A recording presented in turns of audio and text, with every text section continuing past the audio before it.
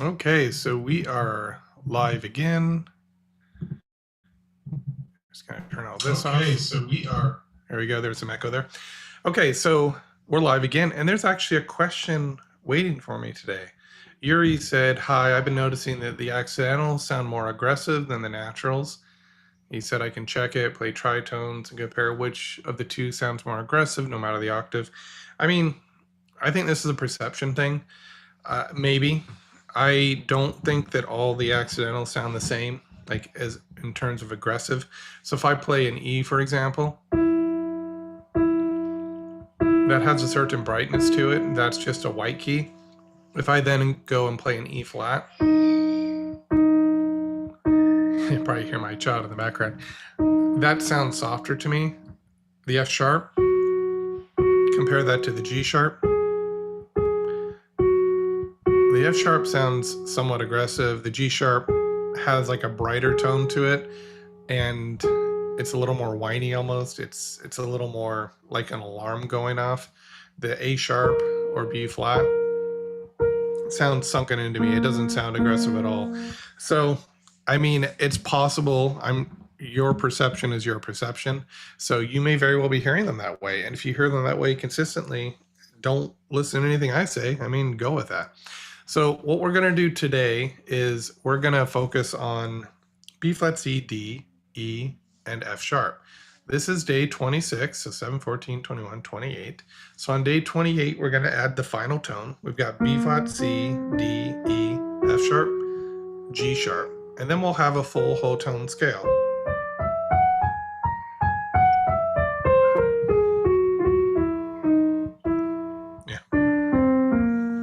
We're skipping some of the other tones because I only had 30 days and I really wanted to focus on one tone at a time with all this, and I wanted to spend at least 1 week on each tone. One thing I will tell you is starting next week on Tuesdays and Thursdays at 12:30 Pacific Standard Time, I will be going live on this channel, and those live streams are actually going to be my podcast. So we're going to have different topics I'm going to discuss. You can actually, I'm going to try this, we'll see how it works out, but you can actually join me on the live Zoom session. You can have your video muted if you want, your audio muted, and I'll be giving these kind of discussions in real time, and you can actually unmute and talk to me if you have questions. We'll see how this goes. You know, right now the channel's pretty small. I don't imagine many people would actually join, but it's an option for you. So it'll be underneath the actual video for that day. You'll be able to click the Zoom link and join live if you want to. Just know if you do that, your face could appear on here. So keep that in mind. All right, so what we're going to do now is I'm going to go ahead and try and hear a C real quick.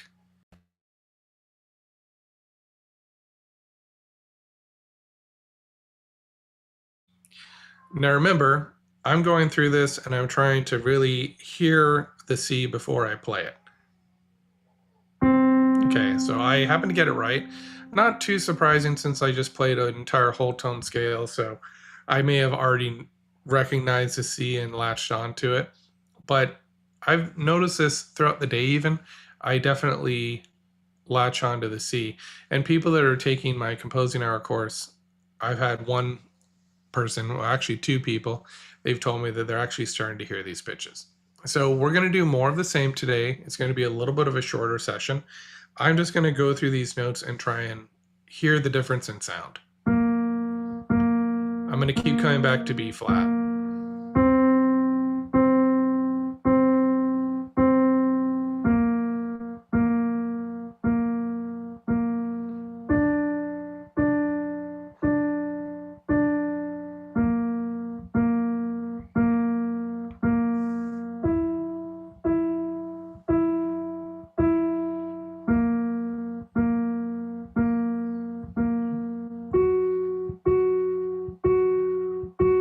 To be honest, today I'm not really hearing the differences in sounds.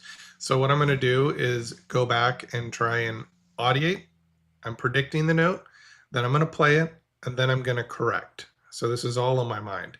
I'm going to go ahead and try and hear a B flat. You can do the same. There's your confirmation. Now audiate it. Okay, the audiation is confirmation of the pitch you just heard. So we're going to go up the scale: B flat, C, D, E, F sharp. So the next note, C, go ahead and try and hear it in your mind. That's your check. Now audiate it. So we audiate, check, audiate. D,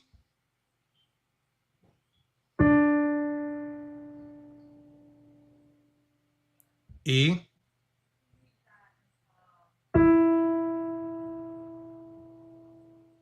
F sharp. Let's do it again. And it's funny because every time I do this, this is what brings the different textures, colors out, whatever you want to call it. B flat.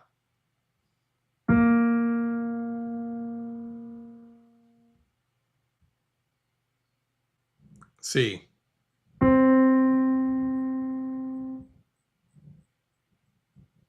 D.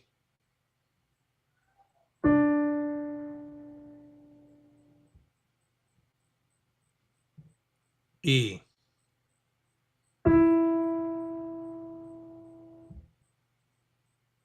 F sharp. Okay, now I'm going to play two notes at a time, and you at home can try and identify the notes and then just hear the difference in quality between the two notes. So you separate them. So if I go like this, listen for the bottom note and the top note, try and bring out the unique tone color of each note if you can. If you can't hear any difference in tone color, that's fine. What you're going to do, this is a good relative pitch drill, you're just going to try and hear the bottom note and the top note clearly. And so I saw some decent results after 26 days now, but I don't know that you're going to see the same results. It may depend on your experience with ear training. And I've been doing this a lot longer potentially, or at least in a different way maybe than a lot of people. So you're going to listen to both notes. You may hear a piano in the background here. This is actually a good thing. Just try and ignore it. Focus in on these two notes that I'm playing.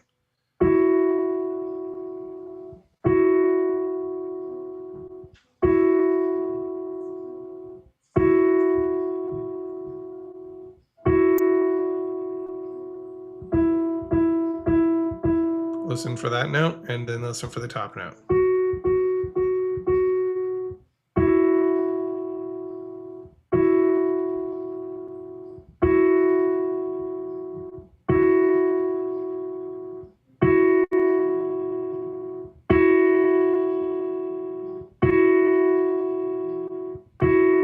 Okay, so what notes do you think those were? E and F sharp. How about these two notes? Now, they're both a whole step away from each other. This pair and this pair. But you notice a difference? This one has a different texture than this one.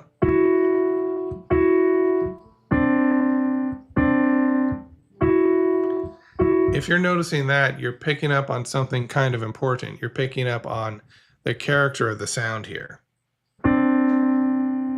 So listen for the bottom note and the top note. And if you can, hear a difference in quality.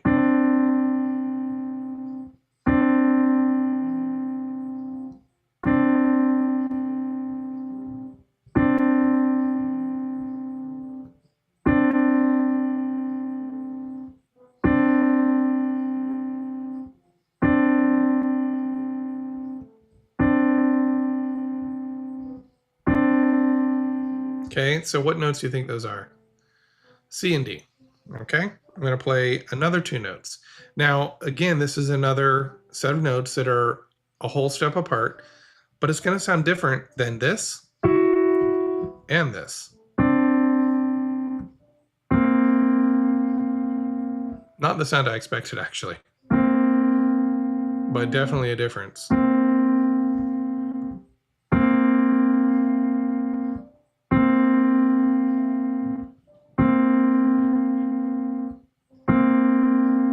Listen for the bottom note. I'm going to play them slower now.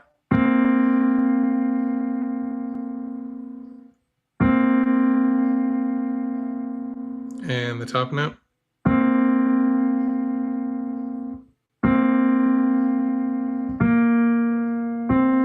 What are those notes?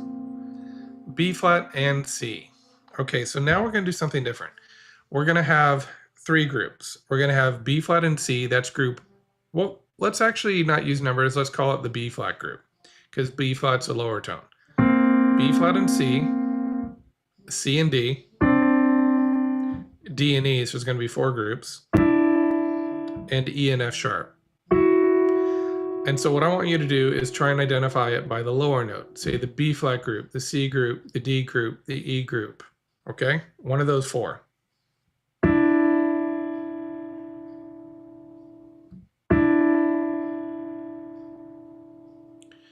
That's the D group.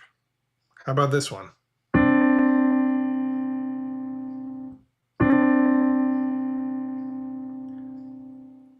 That's the C group.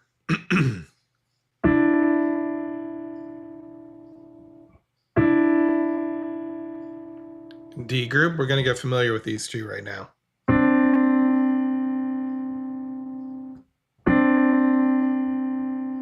C group.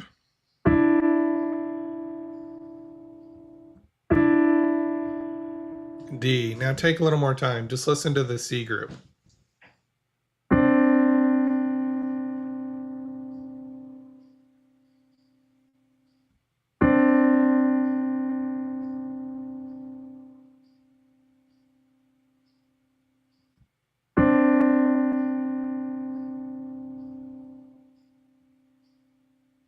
And the D group.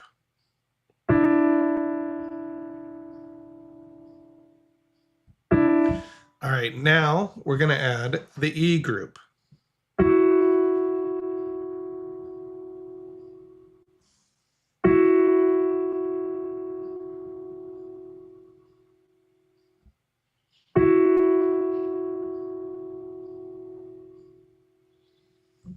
Okay, so we've got three groups we're working with so far. We'll add the fourth one later.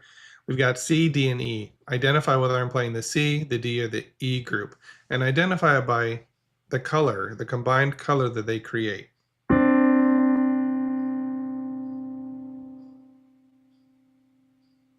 What is that?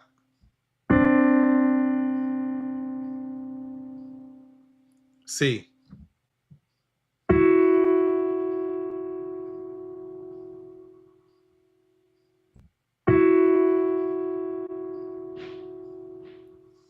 E.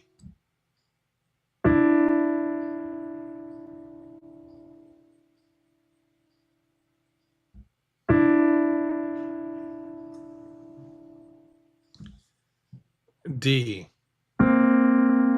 It's a new group.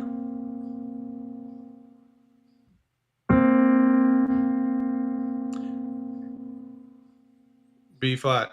Yeah, Francisco, thank you. I don't actually know if you got it right because there's a delay of about 7 to 10 seconds here, but I like that you're posting. Thank you.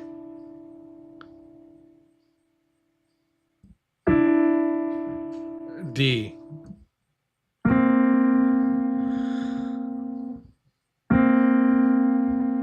B flat. So there's a concept behind here. Can you hear the difference between the B flat group, the C group, the D group, and the E group? If you can, then what you're getting is more information. So if we listen to a perfect fifth, we have two notes, we have more information, we can identify that as a perfect fifth. If I play a perfect fourth, it has a different sound, it's subtle. A lot of people use songs to identify these intervals, but eventually you can reach a point where you just hear it and know what it is a perfect fourth. So you got a fourth, a fifth, a third, a minor third. They all have their own qualities, but watch this. If I play a perfect fifth here, and then I play a perfect fifth here, they're different. It has one quality, which we don't need to explain. This has another quality. Compare it to this. It's still a perfect fifth, but different quality. So if you're hearing the quality and not just, there's two levels here. We can hear the quality of the interval itself. That's not perfect pitch. That's relative pitch. You are recognizing that a perfect fifth sounds open and harmonious and stable. If I play a major second, it has more energy, it's more dissonant, it wants to move. Okay, so there's two different levels there for relative pitch. I can identify seconds by their quality. I can identify fifths by their quality, but depending on what notes I'm using, that quality changes ever so slightly. So relative pitch actually becomes a little bit more difficult if you have any sense of tone awareness. But once you've learned to master both tone awareness and relative pitch, hearing the qualities, then I think you have a very powerful ear, because if you're within a key, you're playing chromatically, each tone has kind of its own timbre, and as they come back, you recognize them based on the sound they're producing. So the concept here is, if I'm giving you more information by playing two notes, it's sort of a bridge to hearing the qualities by themselves. So let's do something. We're going to play these seconds for a little bit. I'm just going to play them. I'll give you about 4 seconds, and then you can identify them. B flat, C, D, E, or F sharp. Just identify them by the lower tone. B flat. D.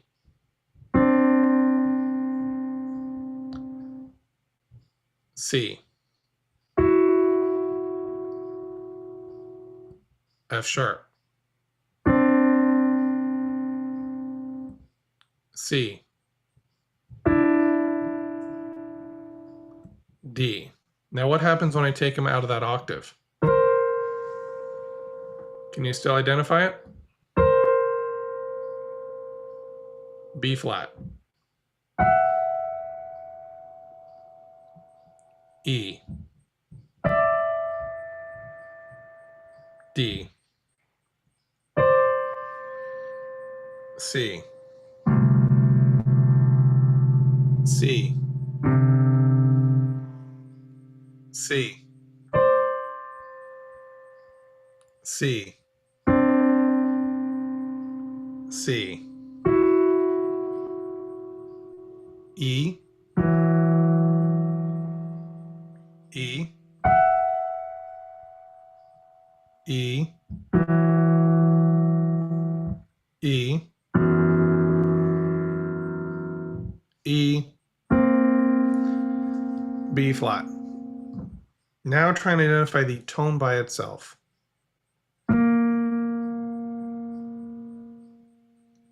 B flat.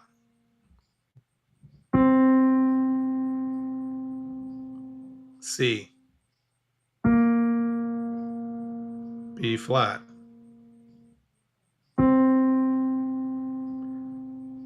C.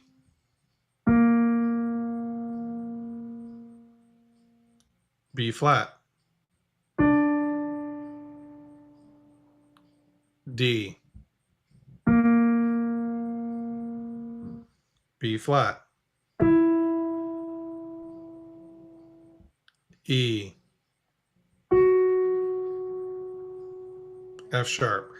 So if after playing the double tones, their whole tones, and then playing the individual tones, you could hear something more in the individual tones, I think that's a good sign.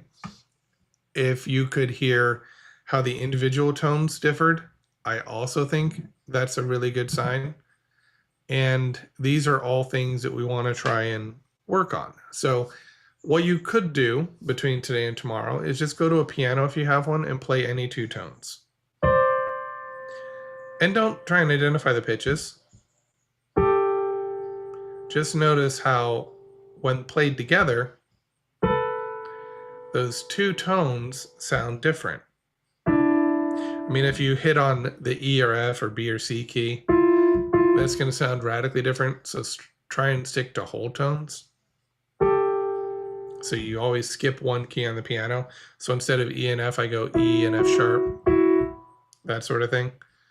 And just listen to them. Do you hear the difference? Stronger, definitely weaker. I mean, I can play it loud, but it still has that weaker sound compared to. How about this? Compared to this.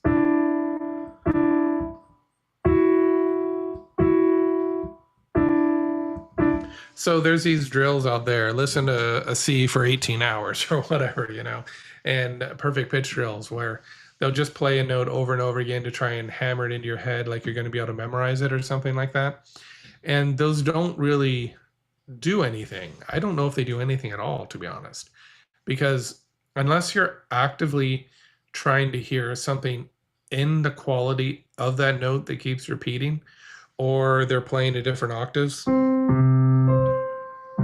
So you're hearing C in different views, almost like you're looking at head on, then you're looking at it from the side, then you're looking at it from the other side. You're going underneath, you're going on top. You know, if you're not listening to these notes from different angles, then you're missing something. And so I don't think just listening to a tone is a way to learn these intervals because you're not trying to memorize them. You're trying to hear what they sound like. There is something in each note that is unique. And the trick is learning to recognize that uniqueness. And it's going to be one of these things where if you're older, like me, maybe you won't learn it as well as somebody who's very young. But, you know, this is something that you can practice. So the way I would start is by playing doubles, whole step apart. If you don't know how to do a whole step, start with a half step. Let's try that. That half step sounds a certain way. These are just keys right next to each other on the piano, consecutive keys.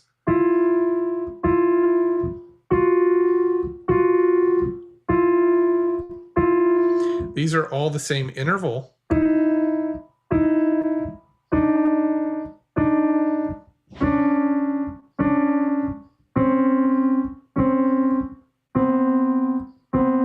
But they take on a slightly changing texture with each note. So we're on day 26. We got a few days left. I'm going to post more quiet ear videos once I finish this. But I think at this point, I did quiet ear 1, quiet ear 2. But I want to wait for 3 and 4 until I finish this 30-day challenge and see, so I can kind of look back with a little bit more hindsight and create maybe more effective trainings for you. And if you're doing the Flawless Challenge this week, it's Flawless Week. I'm going to try and do this every year. Just go through those videos. Go 1 a day. Don't think about it. Or do 10 a day if you can, you know. Get through as many of them as you can and see how it changes your ear. Because a lot of people, you know, they've been noticing a change. They've been talking to me about it, and it's a good program. I think it works. So let me know if you have any questions, and I will see you again tomorrow at the same time. We're doing 12:30 now. And join me for my more official live streams on Tuesday and Thursday. Thank you, Francisco. You know, I'm just experimenting. I have no idea. This is not a course. Like when I create Flawless or these other courses, those are courses. Those are heavily worked out, heavily thought. What you're seeing here, the whole intention here was for me to show you like the very first entry level seed of an idea. So this is maybe how I would start to play with ideas, but normally I wouldn't even do this publicly.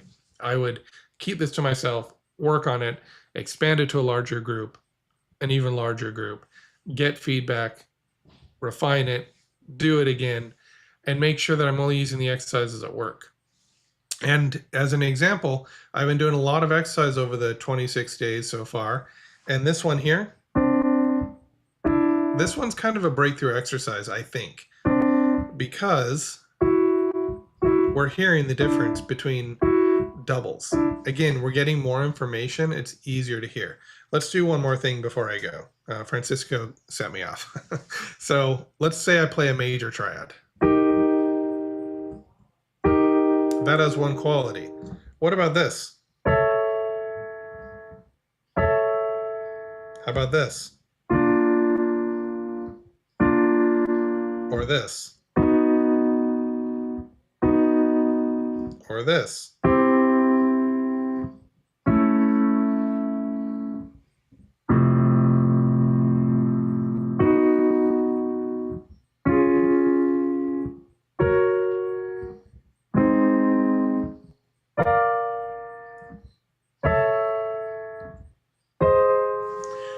They are all major triads.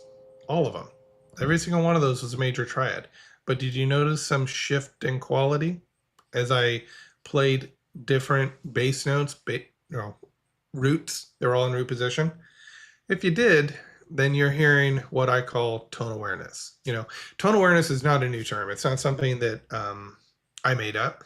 Educators use it all the time, but it means something very different when they use it. When I say tone awareness, I mean actually being aware that C and D have different textures. But you see how much harder it is to hear it when it's just one note? If you can hear it when there's chords, I think that's a step. If you can hear it when it's two notes, I think that's another step in the right direction. And then if you can hear individual notes, how they differ, I think that's fantastic. So I've been having fun with this. We'll keep doing this for another couple days, and then it's possible I'll continue to post updates on this. I don't know if they'll be live or not, because I may want to work these out a little better and get a little better audio quality. So thank you for joining me. I'll be here again tomorrow, and enjoy the resources on the channel.